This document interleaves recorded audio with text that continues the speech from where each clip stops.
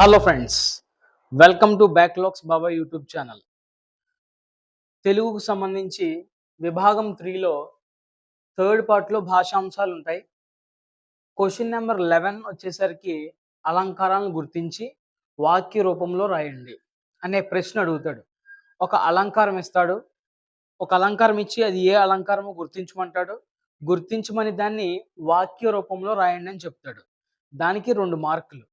గుర్తించినందుకు 1 mark, వాక్య రూపంలో రాసినందుకు రెండో మార్కు. అలా 2 మార్కులొస్తాయి. ఓకేనా ఫ్రెండ్స్? అసలు ఎలా అలంకారాలను మనం గుర్తించాలి అనేది మనం తెలుసుకోవాలంటే దయచేసి ఈ వీడియో పూర్తిగా చూడండి. మన మోడల్ పేపర్స్‌లోని, ప్రీ ఫైనల్ ఎగ్జామినేషన్స్‌లోని, అలాగే గ్రాండ్ టెస్ట్ ఎగ్జామినేషన్‌లోని ఏ అలంకారం ఇచ్చాడు, అవి మనం ఎలా సాల్వ్ చేయాలి అనేది ఈ వీడియోలో నేను చెప్తాను. వీడియోలోకి వెళ్ళే ముందు ఒక్క లైక్, అందరూ ఇప్పుడే లైక్ చేయండి చూస్తుండగా. అలాగే మీ ఫ్రెండ్స్ అందరికి కూడా షేర్ చేయండి. ఖచ్చితంగా సబ్స్క్రైబ్ చేసుకోమని చెప్పండి. ఓకే. ఇక్కడ ఫస్ట్ ఈ వెన్నెల పాల వెల్లియో అన్నట్లుంది. ఈ వెన్నెల పాల వెల్లియో అన్నట్లుంది.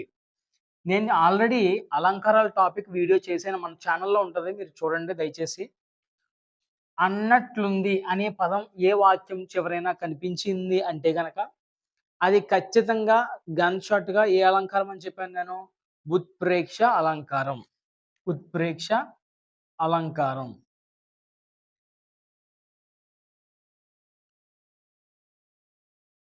ఉత్ప్రేక్ష అలంకారం. అయితే ఇక్కడ ఉపమానం, ఉపమేయం అంటే ఏంటో తెలుసుకోవాలి మనం. ఉపమేయం అంటే మనం దేన్నైతే పోలుస్తున్నామో దాన్ని ఉపమేయం అంటాం. దేనితో అయితే పోలుస్తున్నామో దాన్ని ఉపమానం అంటాం. అంటే ఎగ్జాంపుల్ కింద తీసుకుంటాం కదా! దాన్ని ఉపమానం అని పిలుస్తాం.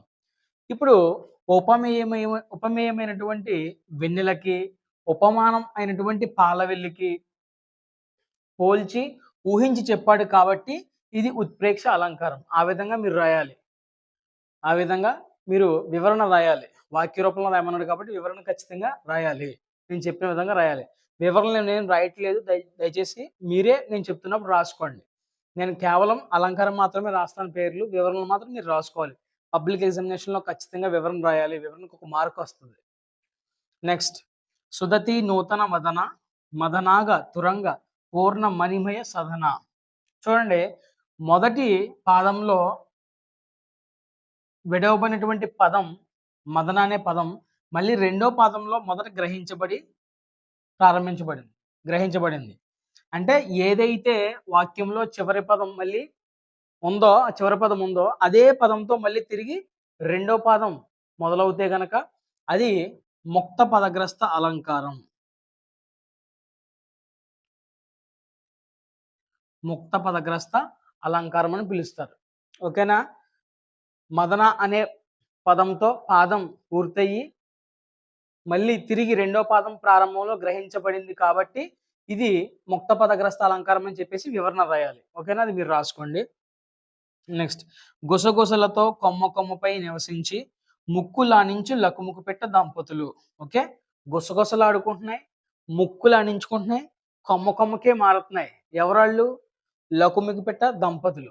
జనరల్‌గా ఇంత స్టేట్మెంట్ ఇవ్వాల్సిన అవసరం లేదు. కానీ ఆ లకుముకి పెట్ట దంపతులు ఏం చేస్తున్నారో డైరెక్ట్‌గా యాజ్ ఇట్ ఈజ్ ఉన్నది ఉన్నట్లు చెప్పేశారు. ఉన్నది ఉన్నట్లు చెప్పేశారు కాబట్టే ఇది స్వభావోక్తి అలంకారం.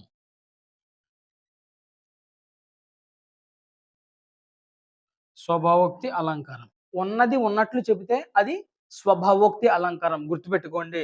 యాజ్ ఇట్ ఈజ్ ఉన్నది ఉన్నట్లు చెప్పారు కాబట్టి ఇది స్వభావోక్తి అలంకారం. వివరణ రాయాలి ఆ విధంగా. నెక్స్ట్ రాజు కువలయానందకరుడు. రాజు కువలయానందకరుడు. రాజు కువలయం. ఓకే, ఇది శ్లేషాలంకారం. ఎందుకు ఇది శ్లేషాలంకారం అయిందంటే గనక శ్లేషాలంకారం నానార్థ ప్రాధాన్యం కలిగినది. శ్లేషార్థం నానార్థ ప్రాధాన్యం కలిగినది. ఎందుకు నానార్థ ప్రాధాన్యం కలిగినది? రాజు అంటే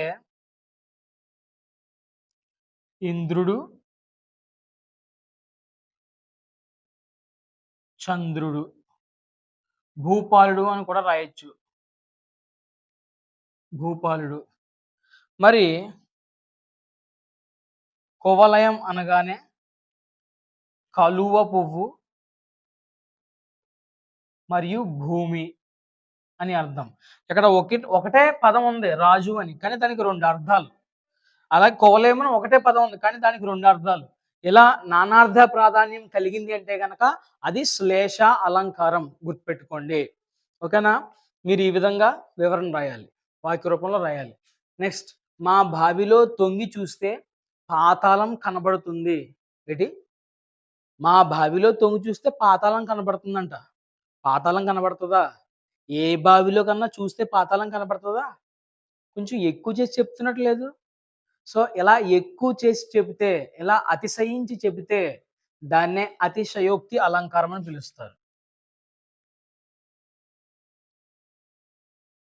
అతిశయోక్తి అలంకారం. మా బావిలో తొంగి చూస్తే పాతాళం కనబడుతుంది అని అతిశయంగా చెప్పాడు కాబట్టి ఇది ఏ అలంకారము? అతిశయోక్తి అలంకారం. లేదా ఎక్కువగా చెప్పాడు కాబట్టి అతిశయోక్తి అలంకారం. ఏ బావిలో చూసినా పాతాళం కనిపించదు. కానీ అక్కడ ఎక్కువ చేసి చెప్పాడంతే. ఓకేనా? అలా అతిశయించి ఎక్కువ చేసి చెబితే కనుక అతిశయోక్తి అలంకారం అంటారు.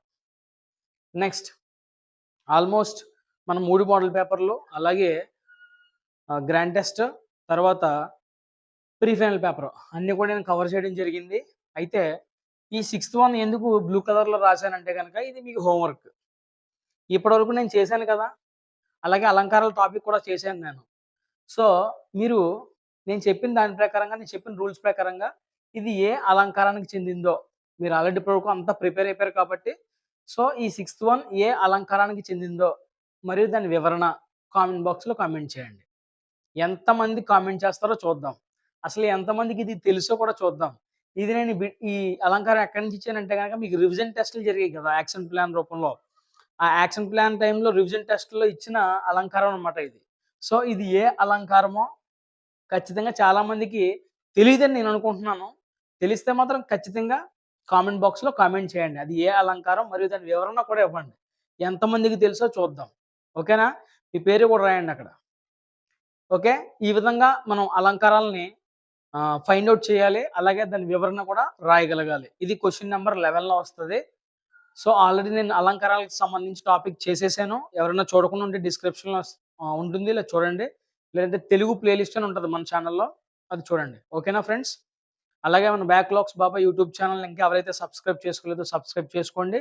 మరియు మన బ్యాక్‌లాగ్స్ బాబాయ్ యూట్యూబ్ ఛానెల్‌తో పాటుగా ఇన్‌స్టాగ్రామ్ కూడా నేను స్టార్ట్ చేయడం జరిగింది. దయచేసి ఇన్‌స్టాగ్రామ్ ఎవరికైతే అకౌంట్ ఉందో మీ అకౌంట్‌తో బ్యాక్‌లాగ్స్ బాబాయ్ యూట్యూబ్ ఛానెల్ బ్యాక్‌లాగ్స్ బాబాయ్ అని సెర్చ్ చేయండి. మన ఇన్‌స్టాగ్రామ్ అకౌంట్ వస్తది. మీరందరూ కూడా ఫాలో అవ్వండి. ఓకేనా ఫ్రెండ్స్?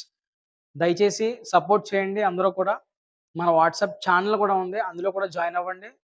డిస్క్రిప్షన్‌లో లింక్ ఇస్తాను. ఒకవేళ ఆ డిస్క్రిప్షన్‌లో లింక్ వర్క్ అవ్వకపోతే గనక కామెంట్ బాక్స్‌లో వాట్సాప్ లింక్ అని పెట్టండి. ఓకేనా? దయచేసి సపోర్ట్ చేయండి. మీకోసం ఇలా వీడియోలు అన్నీ కూడా చేస్తా ఉంటాను. Thank you friends. All the best. బాగా చదవండి.